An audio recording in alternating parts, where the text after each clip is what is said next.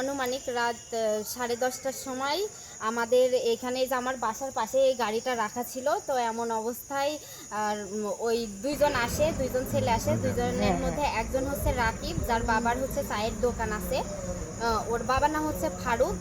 আর আরেকজন হচ্ছে সিফাত, তার বাবার নাম হচ্ছে মনা।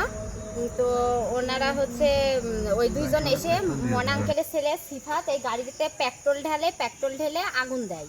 আগুন দেওয়ার পরে আমাদের এই আশেপাশের লোকজন সব দেখে চিল্লাচিল্লি শুরু করে। তখন আমি এসে দেখতে পারি যে আমার গাড়িতে আগুন জ্বলছে। তো তারা মানুষ দেখে তাড়াতাড়ি দৌড় দেয়। তো ওরা বুঝতে পারেনি যে আমাদের এখানে সিসি ক্যামেরা আছে বা এমন কিছু। তো পরবর্তীতে আমরা আমাদের পাশে যে বিস্কুট ফ্যাক্টরি আছে ওইখান থেকে ফুটেজ সংগ্রহ করি, আর সংগ্রহ করে দেখতে পারি যে ওরা দুইজন ছিল। তো ওরা আমার গাড়িটা এত বাজেভাবে পুড়িয়েছে, ওদের সাথে আমার জানা মতে আমার নিজের কোনো ব্যক্তিগত শত্রুতা নেই। কিন্তু আমি এইটা কালকে রাতে যখন ওরা আমার গাড়ি পুড়ায়, সাথে সাথে আমি 999-এ কল করি।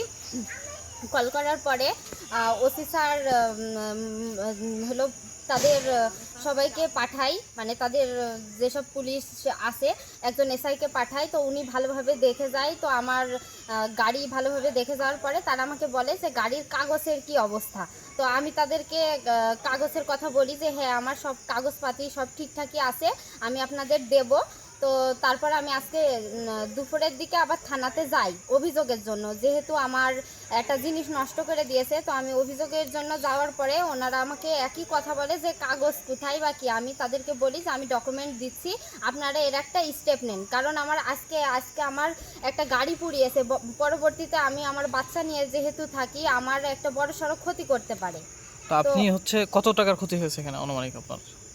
অনুমানিক তাও আমার গ্লাস না, মানে গাড়ির উপর তো ফুল শেষ।